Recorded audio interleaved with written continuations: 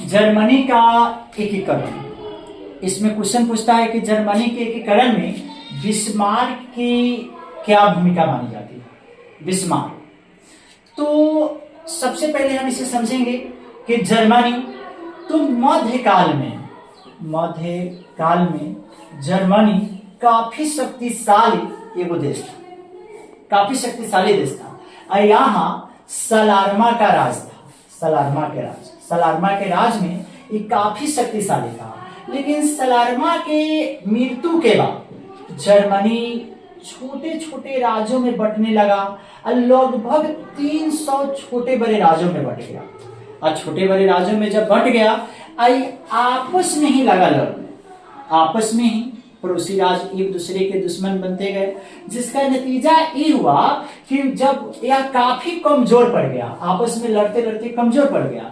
अब मौका का फायदा उठा लिया फ्रांस और ऑस्ट्रिया मौका पाकर अब क्या किया कि जर्मनी को गुलाम बना लिया।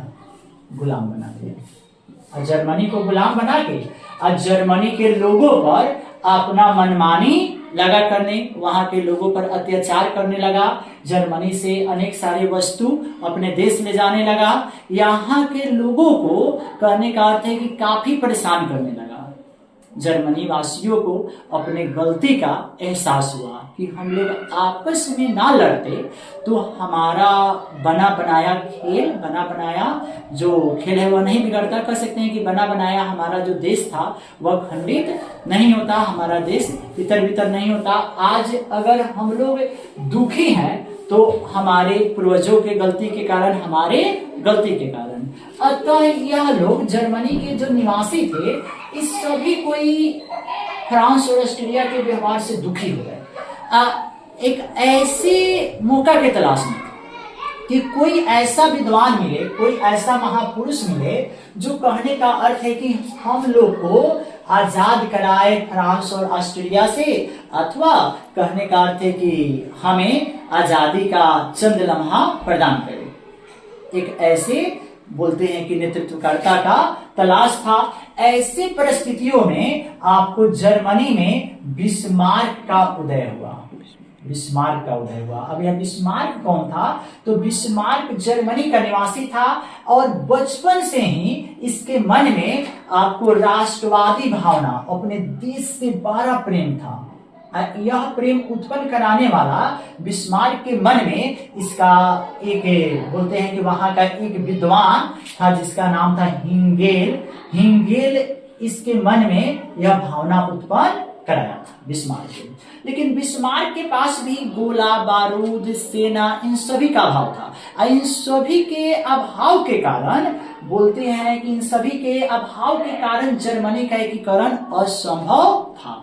अतः बिस्मार्क चाह कर भी कुछ नहीं कर सकता था। लेकिन बिस्मार्क को एक मौका मिला, वह जर्मनी का आपको डायट का सदस्य बना। जर्मनी के डायट प्रासा है उसका सदस्य बना और अपना बात जाकर, यह बोलते हैं बिस्मार्क अपना बात जाकर आपको विलियम प्रथम से कहा कि देखिए ना, हम अपने देश को स्वतंत्र कराना चाहते हैं। फ्रांस और ऑस्ट्रिया को कहने का अर्थ उसके चुंगल से मुक्त कराना चाहते हैं, लेकिन मेरे पास तो कुछ है ही नहीं। तो जब गोला बारूद सैनिक नहीं है तो हम कैसे कहने का अर्थ अपने देश को आजाद करा पाएंगे, इसके चुंगल से छुड़ा पाएंगे। अतः विलियम प्रथम कहा कि ठीक है, हम मदद तो करेंगे, लेकिन तुम इसका नेतृत्व अपने हाथों में। अतः इसको विलियम प्रथम से काफी सहयोग मिला बिस्मार्क को। और बिस्मार्क क्या किया? रक्त और लौ ऑब्जेक्टिव में हमेशा पूछता है रक्त और लौ का नीति किसने अपनाया था? तो रक्त और लौ का नीति आपको बिस्मार्क ने अपनाया और तब ऑस्ट्रिया और फ्रांस के खिलाफ में बोलते हैं आंदोलन किया और इसको आंदोलन में सफलता मिली। और 1871 में जर्मनी का भी एकीकरण हो गया। जर्मनी भी आपको एक स्वतंत्र देश बनी।